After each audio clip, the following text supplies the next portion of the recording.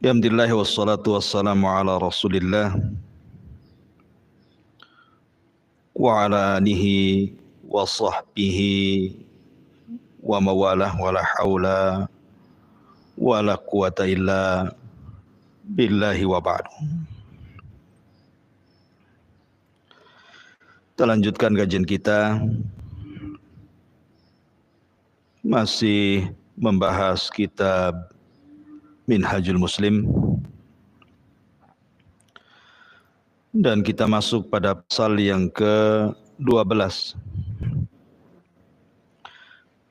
iman kepada qada dan juga qadar Allah subhanahu wa ta'ala. Pembahasan ini adalah pembahasan yang sangat penting sekali, karena beriman kepada qada dan qadar Allah subhanahu wa ta'ala adalah bagian daripada rukun iman,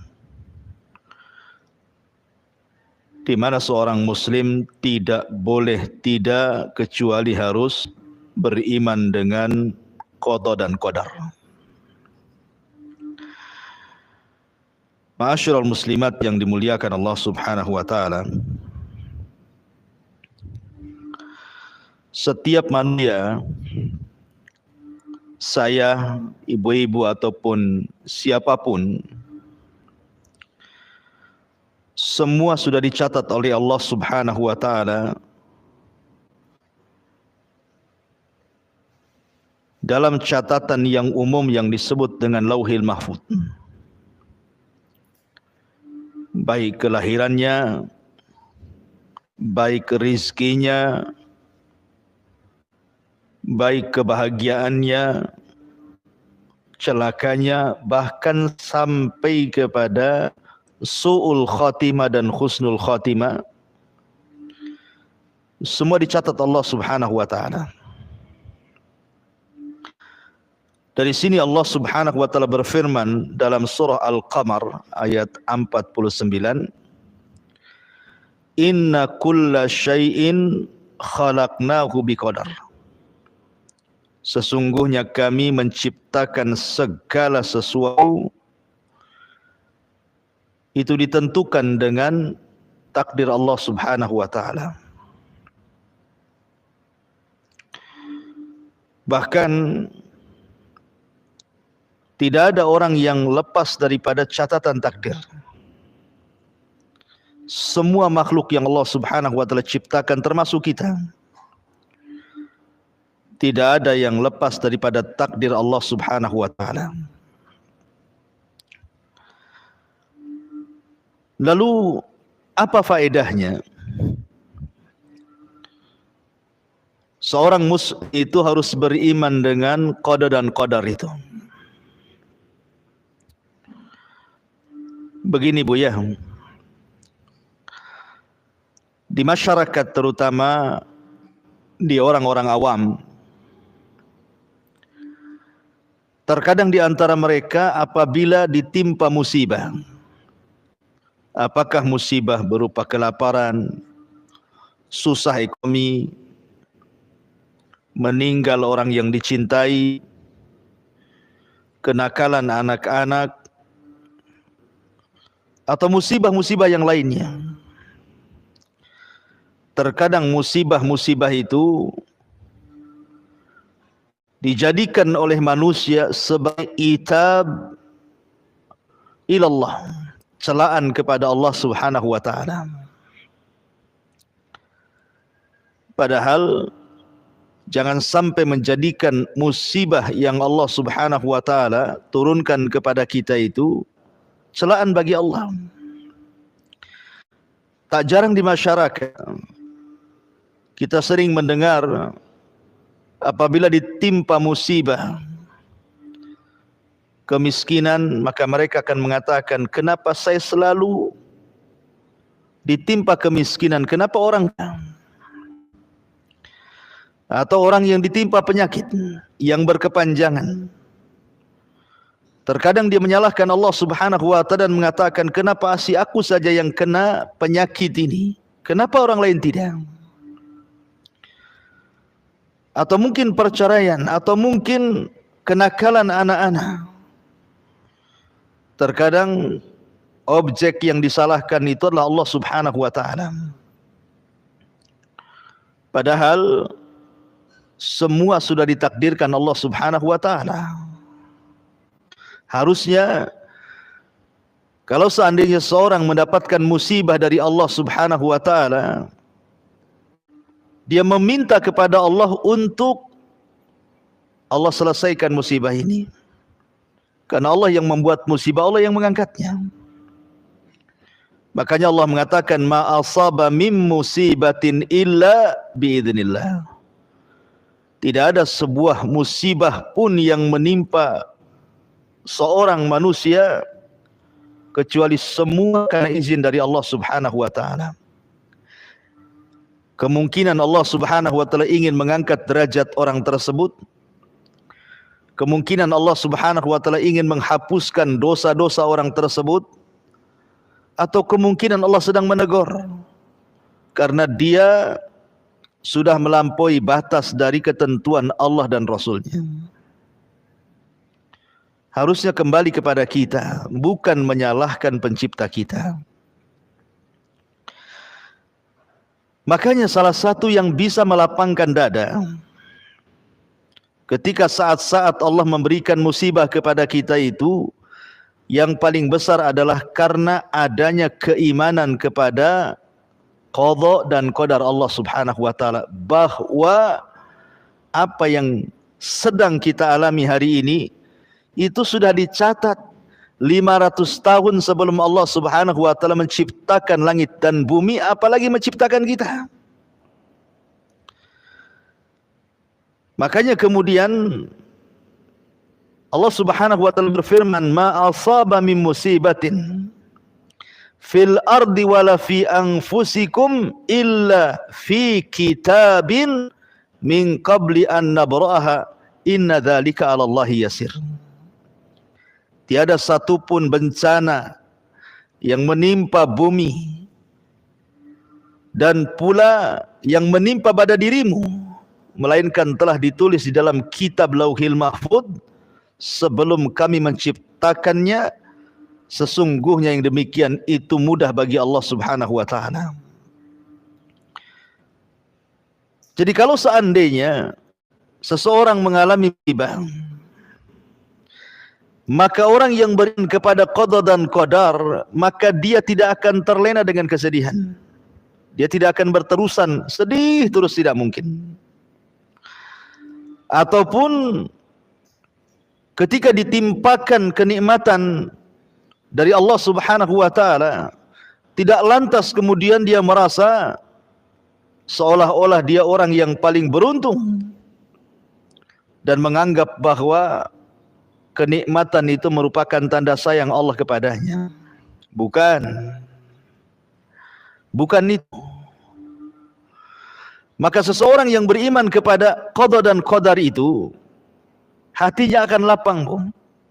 Kalau memang ada musibah yang menimpa, maka dia tidak akan berlarut dengan kesedihan. Dan kalau dia mendapatkan kenikmatan, tidak mungkin bergembira sampai melupakan yang lainnya. Itulah pentingnya beriman dengan qada dan qadar. Contoh, pamannya ibu disakiti oleh teman, disakiti oleh manusia dengan ucapan-ucapannya yang menyakitkan, difitnah, dibuli, dicaci, dimaki, dighibah, atau yang lainnya. Tentu ucapan manusia terkadang menyempitkan dada, Bu. Betapa banyak gara-gara ucapan manusia sempit dadanya yang kemudian mengakhiri dengan cara ingin membunuh dirinya. Atau seolah-olah dia menjadi orang yang tidak berguna. Atau mungkin menyalahkan Allah, kenapa aku jadi objek gibahan manusia. Tapi kalau dia beriman dengan qada dan qadar, sesungguhnya yang menimpa hari ini, kenapa orang membicarakan kita, memfitnah kita, boleh jadi sudah ditulis Lauhil Mahfuz 500 tahun sebelum Allah menciptakan langit dan bumi, sehingga kita tenang. Kita tenang, nggak apa-apa mereka ngomong tentangnya. Sudah ditulis Lauhil Mahfuz. Cuman kejadiannya baru sekarang. Makanya kemudian orang yang beriman kepada qada dan qadar itu hatinya tenang. Karena semua sudah ditakdirkan. Semua sudah dicatat. Tidak ada yang meleset bagi Allah. Yakini bahwa apa yang Allah kehendaki, kalaupun manusia tidak berkehendak, pasti terjadi.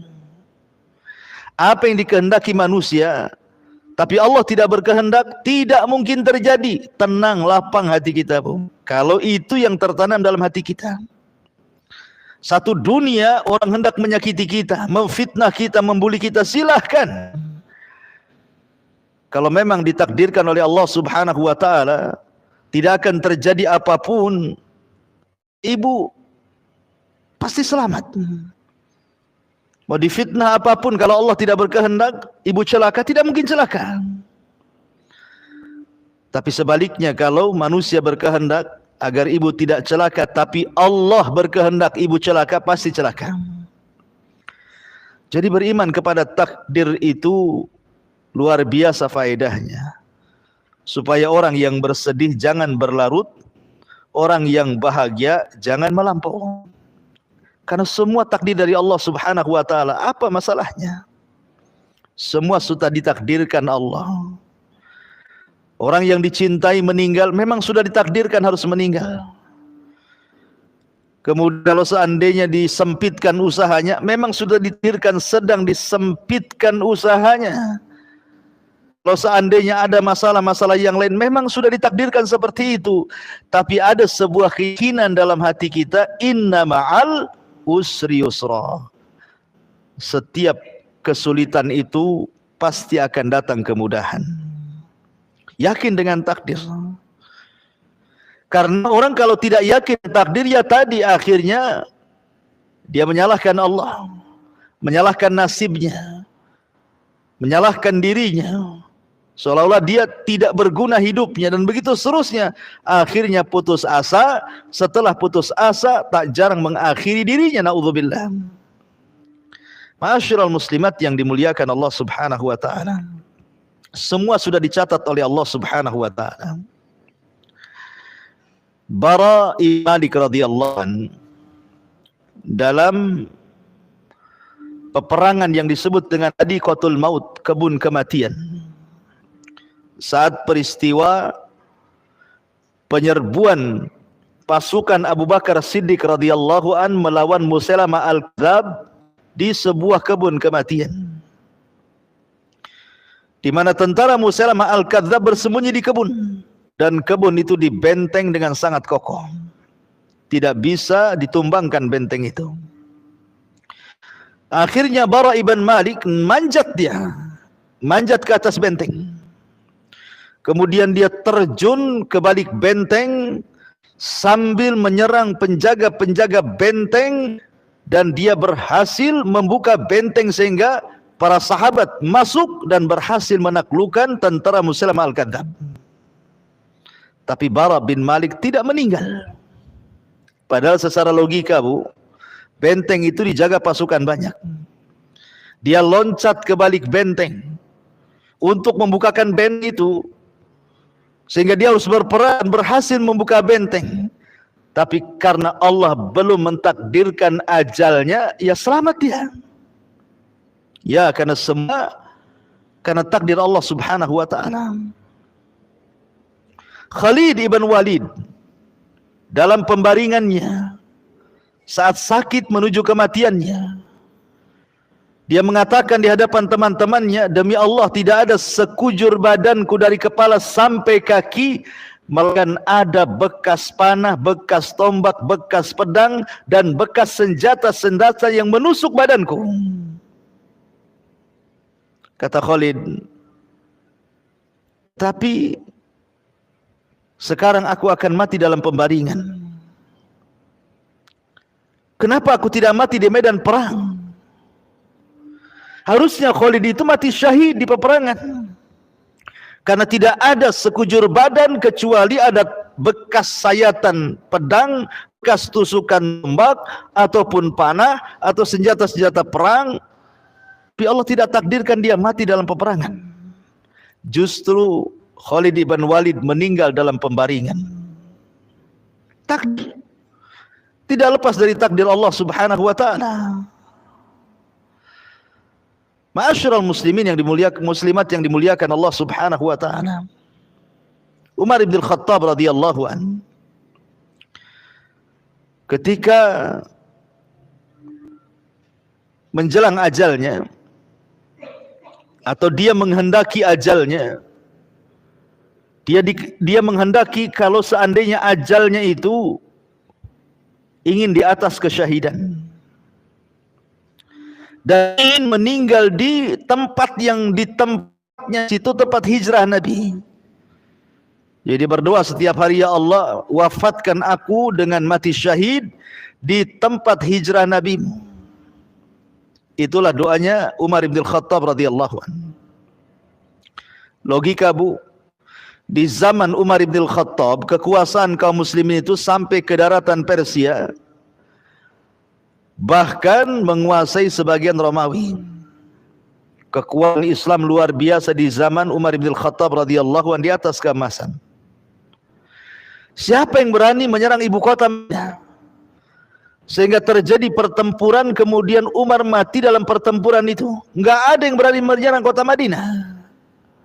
Tapi Umar yakin kalau sudah takdir Allah subhanahu wa ta'ala, tidak mustahil dia meminta kepada Allah untuk mati syahid di kota Madinah, tempat hijrah Nabi SAW. Yakin dengan takdir. Akhirnya suatu ketika Mughirah bin Syu'bah datang dari Persia membawa budak yang bernama Abu Lu'lu al-Majusi, meminta izin agar dia diperbolehkan tinggal di Madinah. Orang Majusi, orang kafir. Umar tidak mengizinkannya, karena tidak boleh ada orang kafir di kota Madinah. Yahudi saja diusir di zaman Nabi. Tapi karena terus mengeluh, akhirnya Umar pun mengizinkan Mughirah bin Syu'bah memasukkan budaknya untuk bekerja padanya di pandai besi. Maka ketika suatu hari Umar bin Khattab datang ke pandai besinya, Mughirah bin Syu'bah bertemu dengan Abu Lu'lu. Kemudian karena dia piawai dalam membuat senjata, kata Umar bin Khattab, wahai Abu Lu'lu, buatkan untukku pisau yang bagus. Kata Abu Lu'lu, siap wahai Amirul Mukminin, aku akan siapkan dan buatkan pisau yang bagus, pedang yang bagus, bahkan pisau ini akan dibicarakan barat dan timur. Umar tidak paham maksudnya dibicarakan barat dan timur itu. Rupanya Abu Lu'lu punya dendam ditaruh kepada Umar bin Khattab karena Umar berhasil menaklukkan Persia.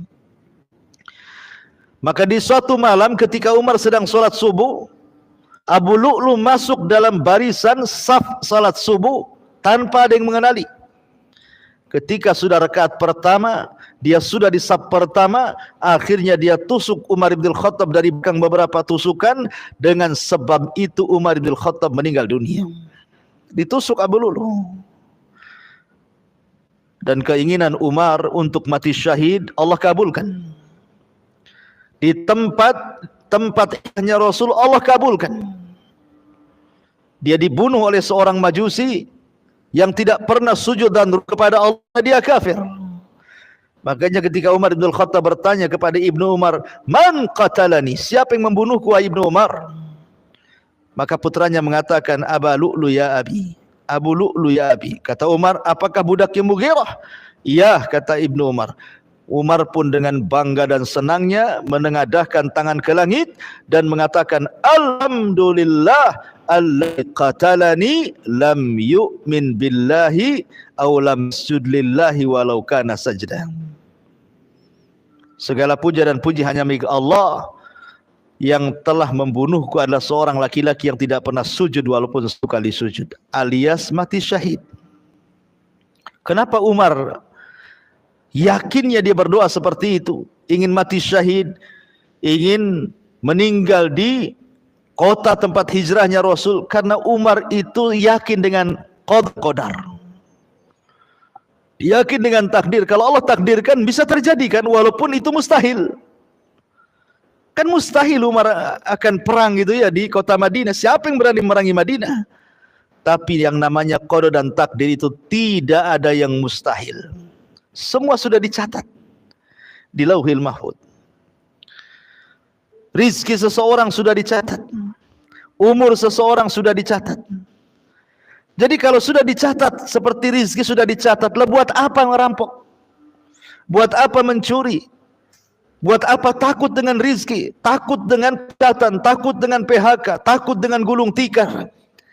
Kemudian berbuat maksiat, harus merampok, harus mencuri, harus korupsi. Bukankah Allah sudah mentakdirkan manusia itu takdir rizkinya masing-masing? Bahkan tidak akan diwafatkan kecuali disempurnakan rizkinya. Makanya sering saya ceritakan, ketika ada seorang pengemis datang ke rumah Ali radhiyallahu an. Kemudian Ali radhiyallahu an menjanjikan akan memberikan 4 dirham atau 4 dinar.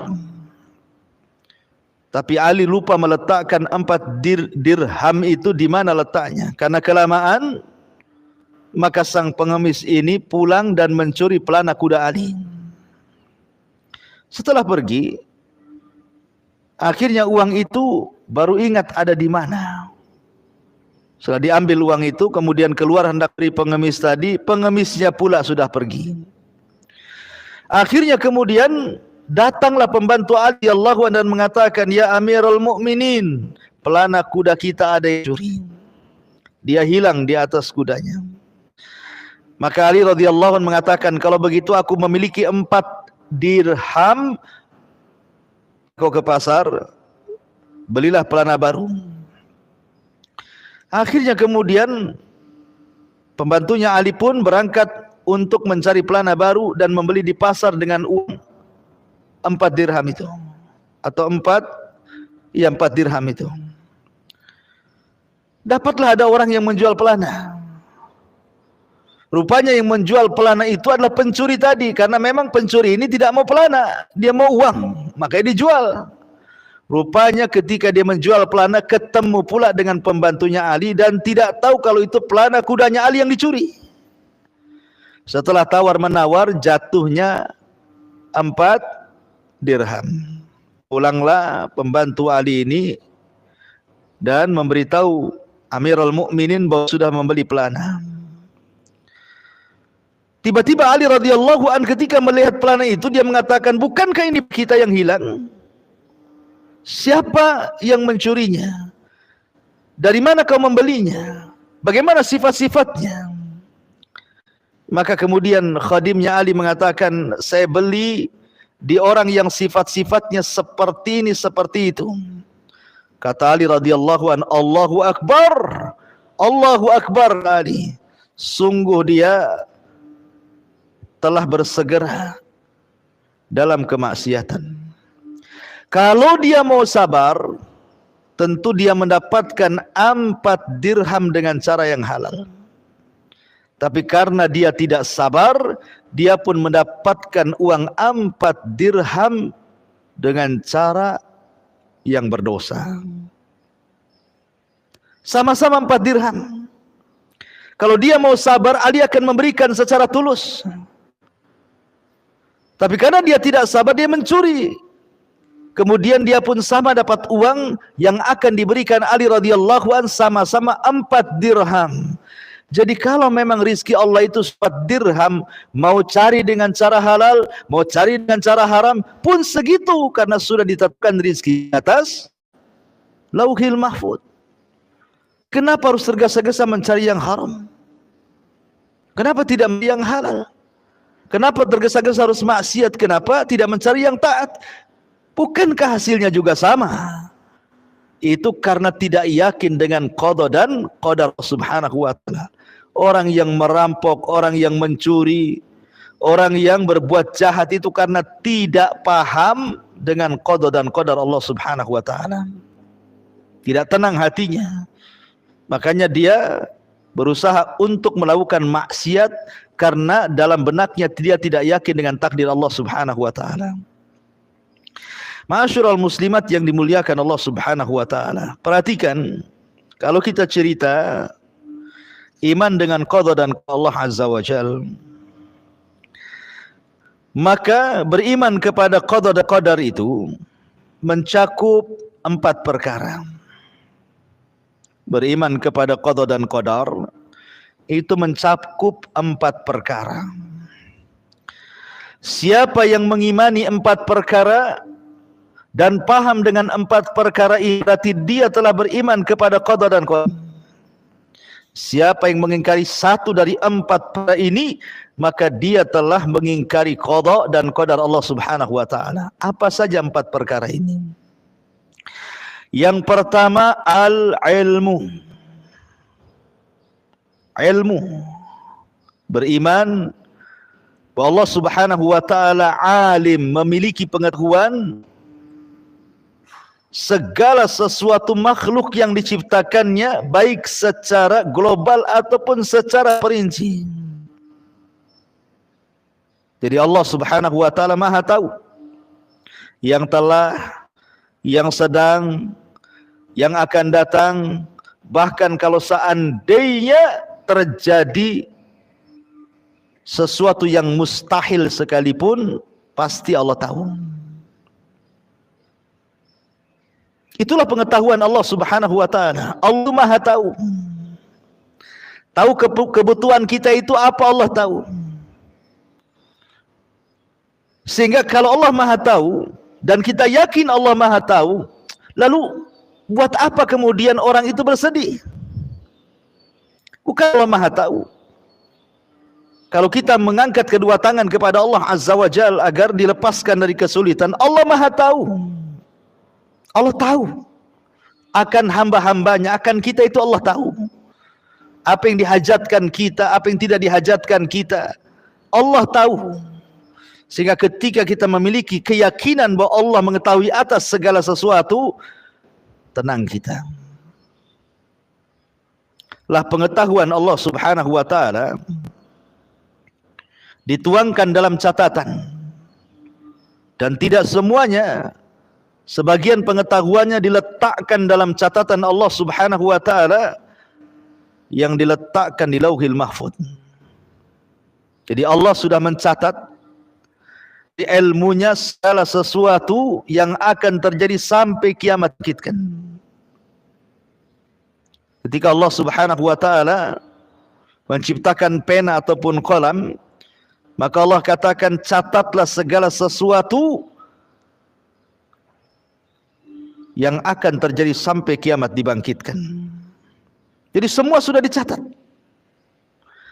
Semua sudah dicatat. Kita ini sudah dicatat, rizki kita sudah dicatat, umur kita sudah dicatat, hidup dan mati kita sudah dicatat, bahagia dan celaka kita sudah dicatat, sul khotimah dan husnul khotimah sudah dicatat. Tetapi ingat, jangan pula dijadikan dalil bahwa ketika Allah Subhanahu wa taala mencatat semua apa yang akan berlaku sampai kiamat dibangkitkan, ada pula orang yang mengatakan, kalau seandainya si fulan itu kafir, si fulan itu fasik, si fulan itu maksiat, saya kan maksiat karena catatan saya bermaksiat, makanya saya maksiat. Seolah-olah orang ini berdalil dengan alur catatan, sehingga akhirnya maksiat dilegalkan gara-gara berdalil dengan catatan. Ya, aku ini seperti ini, suka dengan laki-laki sesama jenis, ya karena memang sudah dicatatnya seperti itu, mau diapain katanya. Sudah takdir seperti itu, sudah catatannya seperti itu, dan catatan itu tidak mungkin dirubah katanya. Nggak boleh berdalil seperti itu, karena seseorang itu melakukan kekufuran, kefasikan, itu karena ikhtiarnya, kehendaknya. Allah tidak memaksa dia harus seperti itu, karena Allah tidak pernah memaksa hambanya. Bahkan Allah berikan pilihan, wahadainahu najdain. Kami pilihkan dua jalan, ini jalan kufur, ini jalan beriman. Jangan berdalil dengan takdir akan sebuah kemaksiatan. Karena maksiat itu memang takdir Allah, tapi kehendak Anda yang bermaksiat. Allah tidak berkehendak. Si fulan tahu bahwa si Anu akan bermaksiat, kemudian dia, bukan berarti kemudian ketika dia maksiat itu karena pengetahuan Allah dan catatan Allah akhirnya dia maksiat. Tidak. Allah Subhanahu wa taala tetap memberikan masyiah, kehendak. Dan makhluk juga punya kehendak. Sehingga ketika dia bermaksiat kepada Allah itu karena kehendaknya, bukan karena catatannya. Makanya yang nomor 3 selain daripada beriman dengan ilmu Allah, beriman dengan catatan Allah Subhanahu wa taala, juga beriman dengan al-masyiah, beriman dengan kehendak Allah Subhanahu wa taala. Wa ma tasya'u illa an yasha'ahu rabbul alamin. Apa yang kalian kehendaki kecuali juga Allah berkehendak. Tetapi kehendak menjadi bawah kehendak Allah Subhanahu wa taala. Kemudian yang terakhir ada yang disebut dengan al-khalqu. Allah yang menciptakan segala sesuatu. Jadi kalau Allah Subhanahu wa taala mengetahui, kemudian sebagian pengetahuannya dicatat, dan tidaklah Allah mencatat kecuali karena masyiah kehendaknya, kemudian diciptakannya, kemudian kita beriman dengan 4 perkara ini, tenang kita dibuatnya, karena masing-masing kita ini punya catatan. Ketika ibu dalam perut janin, kan datang tuh malaikat mencatat rizkinya, mencatat bahagianya, mencatat celakanya, mencatat sul khotimahnya, mencatat sul khotimahnya. Semua sudah dicatat. Atas kehendak Allah dan atas ilmu dari Allah Subhanahu wa taala. Kemudian Allah Subhanahu wa taala menciptakan hal yang sudah ditulis berdasarkan ilmunya, berdasarkan kehendaknya, maka jadilah sebuah peristiwa. Mungkin ibu diejek orang, mungkin ibu dihina orang, mungkin ibu digibah orang. Ya, tenang saja, karena tidak lepas daripada takdir Allah Subhanahu wa taala. Lisan mereka juga yang menggibah ibu itu tidak keluar dari takdir. Lisan orang yang menggibah ibu itu loh tidak keluar dari takdir. Walaupun dia mencaci, memaki untuk mencelakakan kita, sampai dia kemudian membuat isu hoax kemana-mana, ucapan dia tidak lepas dari takdir Allah. Walaupun dia ngompor sana, ngompor sini supaya ibu celaka, ibu dibenci, kalau Allah tidak berkehendak nggak akan terjadi. Capek saja dia ngomong ember ke sana kemari. Jadi kita tidak lepas dari takdir, sebagaimana dia pun tidak lepas dari takdir. Lah ketika itulah tenang kita, karena semua tidak lepas dari takdir masalahnya. Jadi apapun yang dikeluarkan dari lisan orang yang menyakiti kita tidak keluar dari takdir Allah Subhanahu wa taala. Ma'asyiral muslimat yang dimuliakan Allah Subhanahu wa taala. Maka penting sekali beriman dengan qada dan qadar Allah Subhanahu wa taala. Karena semua sudah dicatat dalam takdirnya. Ada yang disebut dengan takdir am, takdir umum. Dan itu semua ditulis Lauhil Mahfuz. Kita ada di situ, Abu Bakar ada di situ, Nabi ada di situ, semua ada di situ. Itu takdir am namanya, takdir umum. Tapi kita punya takdir khusus yang disebut dengan takdir al-umri. Ketika kita berada di perut ibu kita 4 bulan, maka datang malaikat, kemudian yu'mar bi arba'i kalimat, diperintahkan untuk mencatat 4 perkara. Bikatbi rizkihi, rizkinya, wa ajalihi, ajalnya, wa amalihi, amalannya, wa syakiyin aw sa'idin, celaka dan bahagianya, sul khotimah dan husnul khotimahnya, semua sudah dicatat. Jadi ada catatan khusus, hanya kita saja yang dicatat dari mulai lahir sampai mati. Ada catatan umum, kita bergabung dengan Umar, Abu Bakar, Utsman, Ali dan sahabat-sahabat dan juga para mazhab Syafi'i, Ahmad dan semua manusia dikumpulkan dalam satu catatan umum namanya. Tapi ada catatan khusus. Catatan kita saja. Lah catatan umum itulah yang nanti kita akan dipermalukan di hadapan manusia di padang mahsyar. Karena kita akan digabungkan dengan orang-orang baik, digabungkan dengan para nabi, digabungkan dengan para sahabat, digabungkan dengan para tabi'in, digabungkan dengan para tabi'in, digabungkan dengan para madzhabul arba, digabungkan dengan para orang-orang saleh, para siddiqun dan begitu seterusnya. Nanti akan terjadi pembacaan catatan umum itu. Baru kita sadar, duhai kiranya apalah aku dibandingkan Abu Bakar, dibandingkan Umar. Gak ada apa-apanya. Itu catatan umum. Malu kita dibuatnya di hadapan manusia.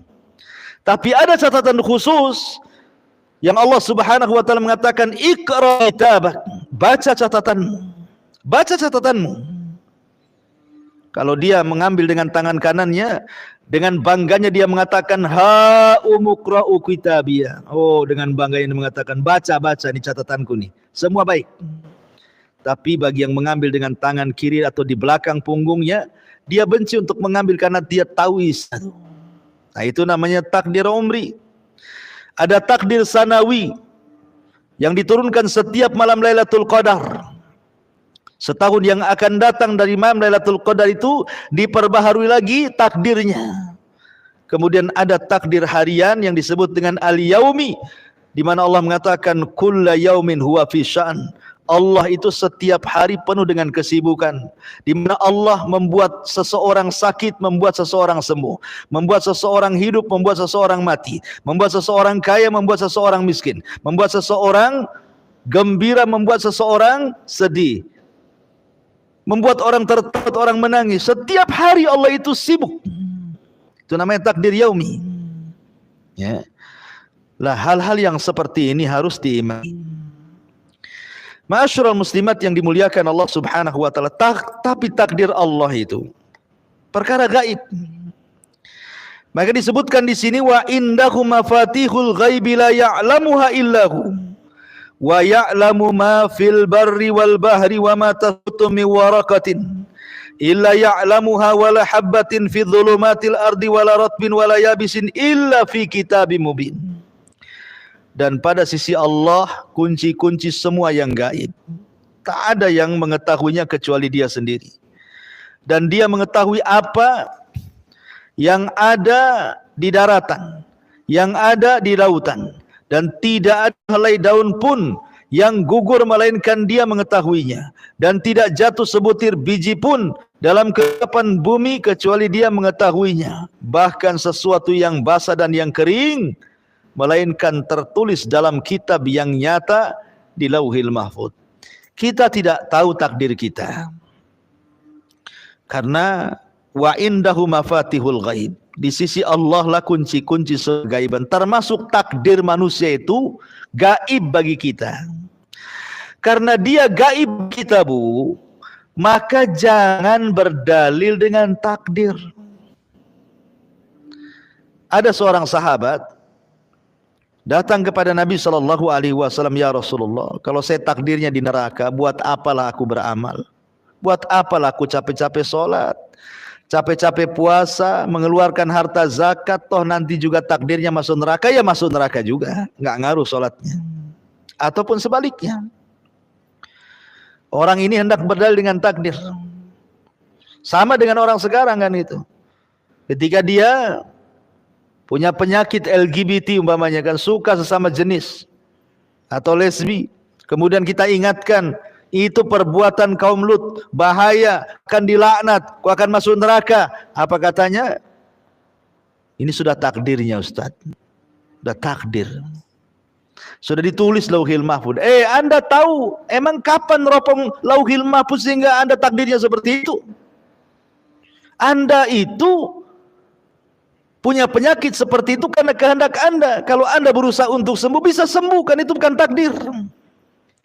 Makanya kenapa Nabi SAW menepis hujah takdir itu di hadapan para sahabat, dan Rasul mengatakan, kalian lo tidak tahu isi takdir itu apa. Kata Nabi SAW, fakullun muyassarun lima khuliqalahu. Fakullun muyassarun lima khuliqalahu. Kalian semua sudahlah, i'malu, beramallah, kalian akan dimudahkan sesuai dengan apa yang telah diciptakan kepada kalian, ditakdirkan kepada kalian. Kalian akan dimudahkan sesuai dengan takdir kalian. I'malu, beramal saja. Kemudian Nabi SAW membacakan, fa amma a'ta wattaqa wa saddaqa bil husna fasanuyassiruhu lil yusrah. Adapun orang yang suka memberi dengan ilmunya, dengan hartanya, dengan pengetahuannya, dalam rangka mengikhlaskan diri kepada Allah, takwa, dan dia percaya dengan sorga dan juga nikmatnya, fasanuyassiruhu lil yusra. Sudah mudah langkahnya, Allah mudahkan. Mudah dia sholat, mudah dia puasa, mudah dia sedekah, Allah mudahkan lagi. Jadi kalau seandainya seseorang itu melaksanakan sholat 5 waktu, rajin dia, kemudian setelah itu dia berusaha untuk menempel dengan yang sunnah-sunnah, mulai qiyamul lail dia lakukan, duha dia lakukan, terus akhirnya nambah lagi dengan sunnah-sunnah yang lainnya, kemudian merembet ke puasa, merembet ke sedekah, merembet ke yang lainnya, maka kalau itu terus setiap hari kita perbaiki ibadah kita, makin ditambah, pasti Allah akan akhiri kita seperti itu. Kita akan meninggal di atas ibadah. Tapi kalau sehari-hari orang itu bermaksiat, jadi Allah akhiri seperti itu. Yang jelas bahwa kata Rasul, i'malu, beramal solehlah, karena kalian akan dimudahkan sesuai dengan takdir kalian. Makanya kenapa Allah Subhanahu wa taala berfirman, fa idza faragta fansab wa ila rabbika farghab. Kalau sudah melakukan amal soleh yang satu, maka beranjak kepada amal soleh yang kedua. Apabila yang kedua sudah selesai, beranjak kepada yang ketiga. Apabila yang ketiga selesai, beranjak kepada yang keempat. Seperti Abu Bakar Siddiq radhiyallahu anhu, dia puasa dalam satu hari. Di hari yang sama dia mengikuti jenazah. Di hari yang sama dia cari orang sakit kemudian menjenguknya. Di hari yang sama dia memberikan sedekah kepada fuqara wal masakin. Begitulah Abu Bakar Siddiq radhiyallahu anhu, dan orang yang terus seperti itu akan diakhiri seperti itu. Tapi orang yang tidak seperti itu, justru dia menyibukkan diri dengan maksiat, boleh jadi dia akan diakhiri seperti itu di atas kemaksiatan kepada Allah. Karena orang itu diwafatkan sesuai kebiasaannya. Lah karena kita tidak tahu takdir Allah seperti apa, maka cukuplah kita beramal. Tidak usah menerka-nerka takdir saya di neraka, takdir saya di sorga, takdir saya begini, takdir saya begitu. Emang karena Anda melihat, meneropong lauhil mahfuz sehingga tahu isinya yang Allah takdirkan kepada kita. Ingat, semua adalah kegaiban, dan itu hanya Allah Subhanahu wa taala yang tahu. Ma'asyiral muslimat yang dimuliakan Allah Subhanahu wa taala. Dalam sebuah hadis, di sini Nabi SAW bersabda, inna ahadakum yujma'u khalquhu fi batni ummihi arba'ina yawman nutfatan, thumma yakunu alaqatan mithla dhalik, thumma yakunu mudghatan mithla dhalik, thumma yursalul malaku fayanfukhu fihi ruha wa yu'maru bi arba'i kalimat bi katbi rizqihi wa ajalihi wa amalihi wa syaqiyyun aw sa'idun. Fawalladzi la ilaha illa ghairuh, inna ahadakum la ya'malu bi amali ahlil jannah hatta ma yakunu bainahu wa bainaha ila dhira' fayasbiqu alaihi alkitab fayamalu bi amali ahlin nar fayadkhuluha wa inna ahadakum la ya'malu bi amali ahlin nar hatta ma yakunu bainahu wa bainaha illa dhira' fayasbiqu alaihi alkitab fayamalu bi amali ahlil jannah fayadkhuluha. Sesungguhnya kata Rasul, setiap kamu dikumpulkan penciptaannya dalam perut ibumu selama 40 hari dalam kondisi segumpal sperma, kemudian menjadi segumpal darah, selama 40 hari berikutnya, kemudian menjadi segumpal daging selama 40 hari berikutnya, artinya genap 4 bulan. Kemudian diutuslah kepadanya seorang malaikat untuk meniupkan ruh padanya, dan ia diperintahkan untuk mencatat 4 perkara, mencatat rizkinya, mencatat ajalnya, mencatat amalnya, dan mencatat bahagia dan celakanya. Kemudian Rasul mengatakan, demi zat yang tiada Tuhan yang berhak disembah kecuali Dia, sungguh ada kalanya seseorang darimu benar-benar mengamalkan amalan ahli sorga, sehingga ketika jarak antara dia dengan sorga tinggal 1 hasta, namun takdirnya telah mendahuluinya, lalu dia beramal dengan amalan ahli neraka sehingga dia masuk ke dalam neraka. Dan ada seseorang di antara kamu yang mengamalkan amalan penduduk neraka, namun ketika jarak antara dia dengan neraka tinggal 1 hasta, takdirnya pun telah mendahuluinya, maka dari itu pun dia amalkan amalan ahli sorga sehingga dia Allah masukkan dia ke dalam sorga. Lihat, semua sudah dicatat dan semua sudah ditakdirkan Allah Subhanahu wa taala. Ada yang dohirnya, dohirnya ahli solat, ahli puasa, ahli ngaji, ahli haji, dohirnya. Tetapi batinnya kan tidak tahu. Rupanya dia mengamalkan amalan itu karena riya, karena ingin dilihat orang, dipuji orang. Padahal kalau seandainya dia mengamalkan karena Allah, tentu jarak dia dengan sorga itu tinggal 1 hasta. Tapi karena amalan yang ia lakukan itu dalam rangka riya, akhirnya yang tinggal 1 hasta itu tidak menjadikan dia masuk sorga, justru dia masuk neraka. Tapi ada juga yang dohirnya, ya amalannya kurang. Terkadang mungkin dia ada maksiat, tapi dia punya amalan yang kita tidak tahu. Hanya dia dengan Allah yang tahu. Mungkin amalan itu sangat ikhlas dan sangat berharga bagi dia di hadapan Allah. Rupanya yang kita anggap dia biasa-biasa saja, terkadang maksiat, dimasukkan pula ke dalam sorga, padahal maksiat dia itu sudah mendekatkan dia tinggal 1 hasta ke neraka. Kita tidak tahu, semua takdir Allah Subhanahu wa taala. Kita tidak bisa memvonis, kita tidak boleh menjustis, kita tidak boleh menuduh si fulan ahlul jannah, si fulan ahlun nar dalam kondisi orang masih hidup, karena kita tidak tahu akhir kehidupan manusia. Ma'asyiral muslimat yang dimuliakan Allah Subhanahu wa taala. Makanya manusia itu saat detik-detik wafat. Kenapa manusia itu bisa su'ul khotimah, Bu? Orang yang detik-detik wafat, kenapa sih orang itu ada yang sampai su'ul khotimah? Kata Siddiq Hasan Khan rahimahullahu ta'ala mengatakan, karena ada 2 perkara kenapa orang itu jadi su'ul khotimah. Perkara yang pertama, karena dikuasakan kepada orang tersebut ajaran sesat. Boleh jadi ketika di dunia dia mempelajari filsafat sesat, mengotak-ngatik Allah, mengotak-ngatik zat Allah sampai bingung, sehingga ketika sakaratul maut dia bingung dengan Tuhannya, karena semasa hidupnya suka mengutak-ngatik Tuhannya itu. Atau yang kedua, terkalahkan dunianya, karena ketika masa hidup dia sibuk dengan dunia, sibuk dengan pekerjaan, sibuk dengan usaha, sibuk dengan bisnis. Ketika sakaratul maut, yang diwasiatkan kepada anak-anaknya, nak, kalau ibumu mati, ayahmu mati, jaga tuh perusahaan yang sebelah sana. Nah, kalau seandainya ibumu sehat, tidak jadi mati, bapakmu sehat, tidak jadi mati, kita jalan-jalan ke Singapura, kita jalan-jalan ke Australia, kita jalan-jalan ke mana? Harusnya dia ngomong, nak, kalau seandainya kita sehat, yuk kita haji, yuk kita umrah, yuk kita sedekah. Harusnya kan begitu. Tapi karena terkalahkan dengan dunianya, akhirnya itu yang diucapkannya. Jalan-jalan ke negeri kafir. Ya, akhirnya diwafatkan dengan angan-angan seperti itu. Sul khotimah itu dia. Makanya Rasul mengatakan, i'malu fakullun muyassarun lima khuliqa. Sudah, banyak beramal solehlah, supaya jangan diakhiri dengan su'ul khatimah.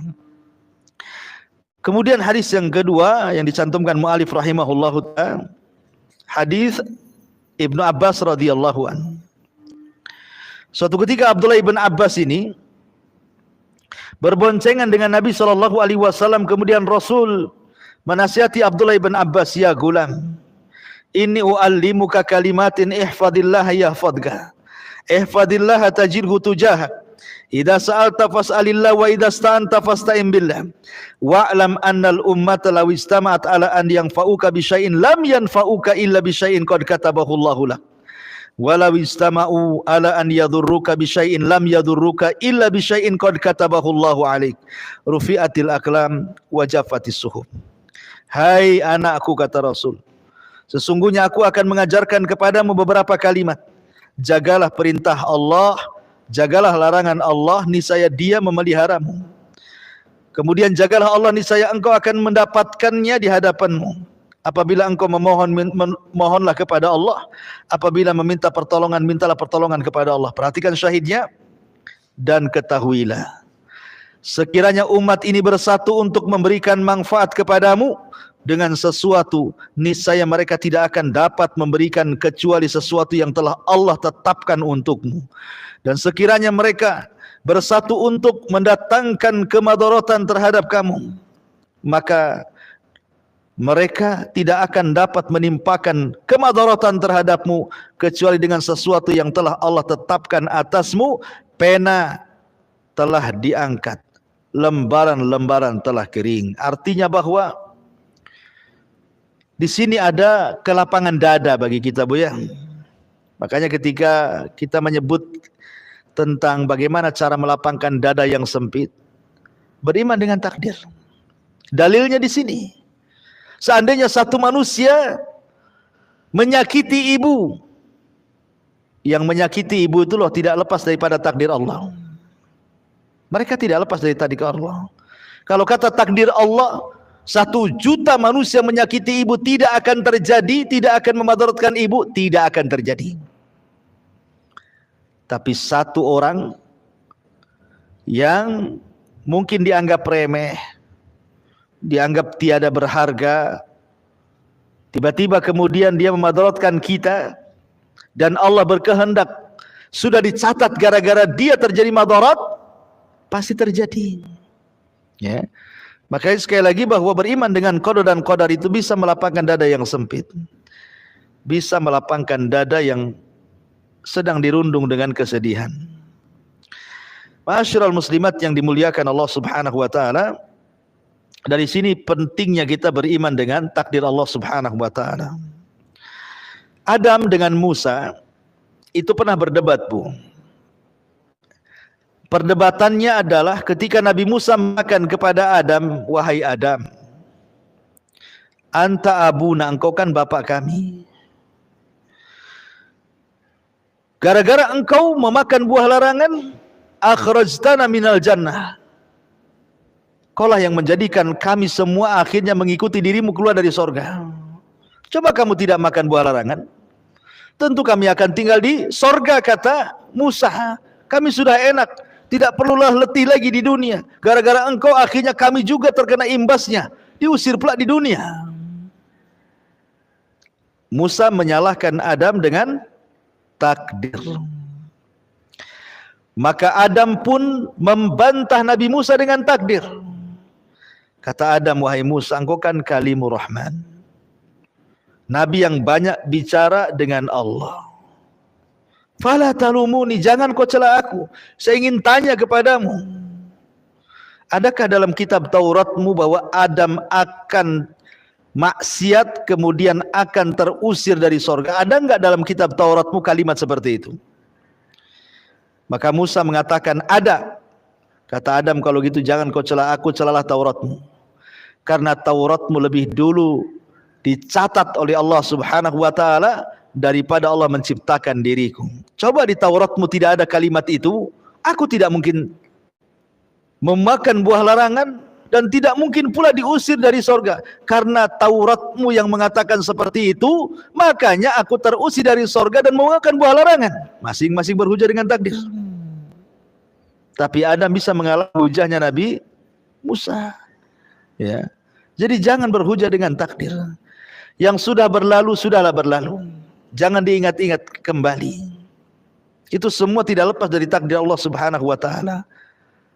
Nah, sekarang ini hadapi masa depan. Yang sekarang, yang lalu ya sudahlah berlalu. Masyarul muslimat yang dimuliakan Allah Subhanahu wa taala, sehingga seseorang itu dilarang berhujah dengan takdir. Karena orang itu berbuat sesuai kehendak kita. Walaupun kehendak kita tetap dibawa ke Allah Subhanahu wa taala. Wallahu alam, ini diantara pembahasan beriman dengan takdir. Mungkin bisa baca sendiri Bu ya. Karena kalau kita terangkan satu persatu juga butuh waktu yang panjang. Silahkan kalau ada yang mau bertanya.